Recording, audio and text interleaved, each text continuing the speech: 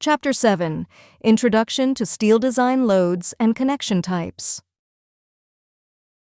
As per AIS, American Institute of Steel Construction Codes provide an integrated treatment of allowable strength design, ASD, and load and resistance factor design, LRFD, provision for reference.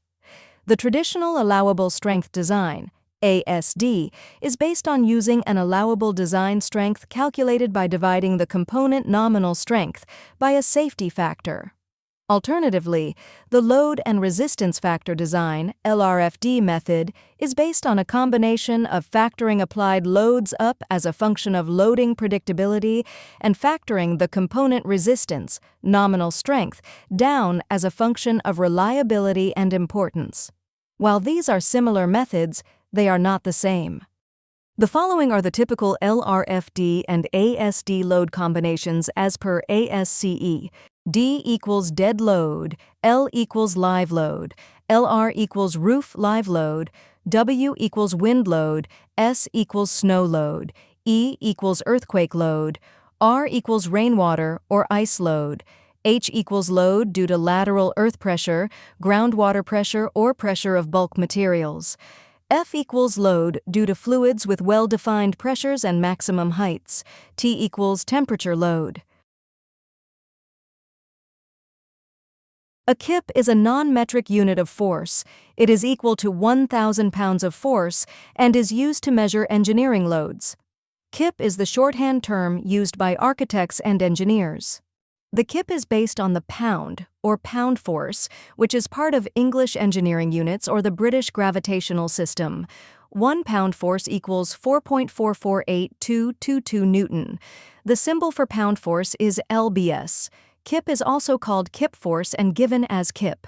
Kip may be used anytime an engineer wants to measure force.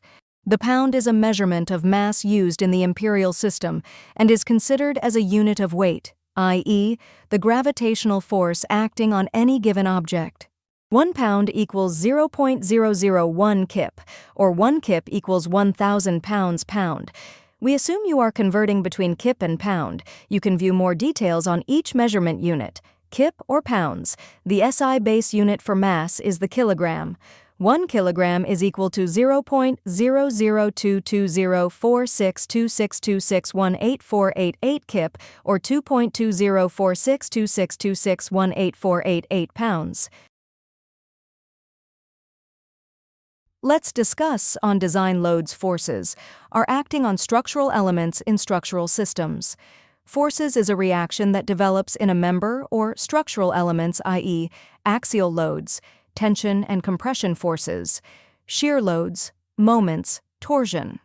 Loads means is a force or system of forces carried by the structure, elements.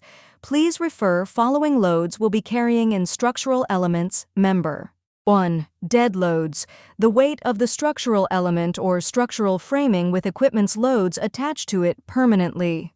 2. Live loads, the loads imposed on structure that are permanently imposed by the weight of people, movable objects, and fixed objects. It does not include wind loads, snow loads, seismic loads. 3. Moments. A moment connection in structural engineering is a joint that allows the transfer of bending moment forces between a column and beam. While shear connections are dependent mostly on the web of a section, moment connections add to that by strengthening the connectivity of the flanges. 4th, point load. Point loads is an applied forces concentrated in small area on a structural elements. This load measures in pounds. 5. Shear load, the deformation loads in a structural elements. 6. Tension, axial. Tension is an axial load that is the opposite of compression forces. 7. Compression, axial. Tension is an axial load that is the opposite of compression forces. 8. Uniform loads. This load applied in a large area on structural elements.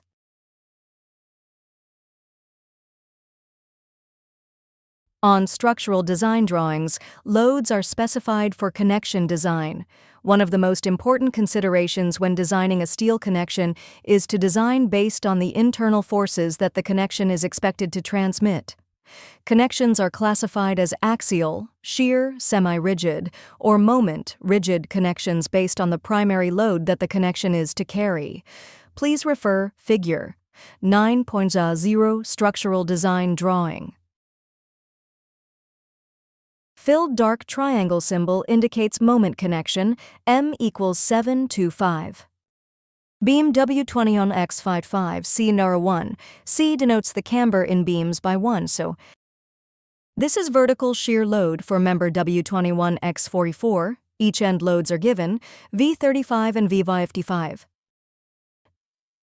Detailer must have to read the design drawings before applying the connection. Connection designer will provide the connection based on design loads, or detailer will get the mandated connection in same structural design drawings.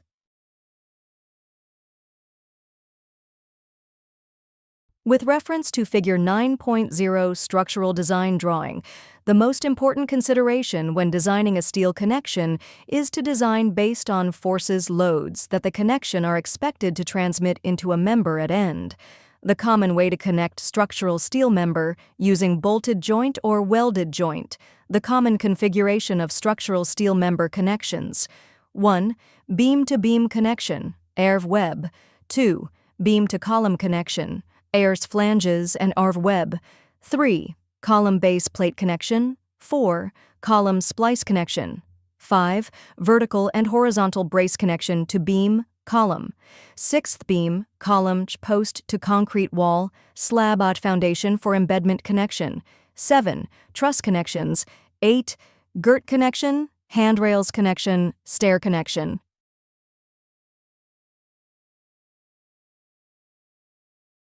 The basic information need to read, understand from the structural design drawing.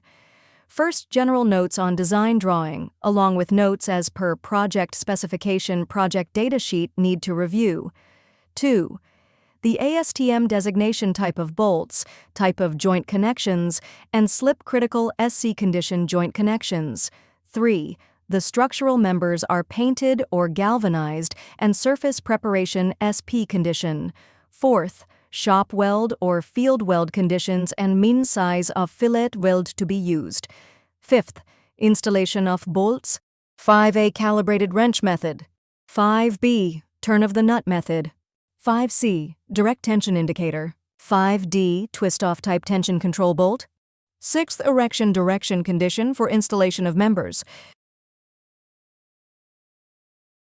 The important information of steel beam legends required as per structural design drawing. Connection types. 1. Simple connection, simple shear. Connection of beams, plated girders, girts, purlins, and trusses shall be designed flexible and proportioned for the reaction of shear only. As per AISC manual, we can use plate or angle for connection. For example, single shear plate connection, single clip angle connection, or double clip angle connection, end plate connection, embed plate. Second, moment connection.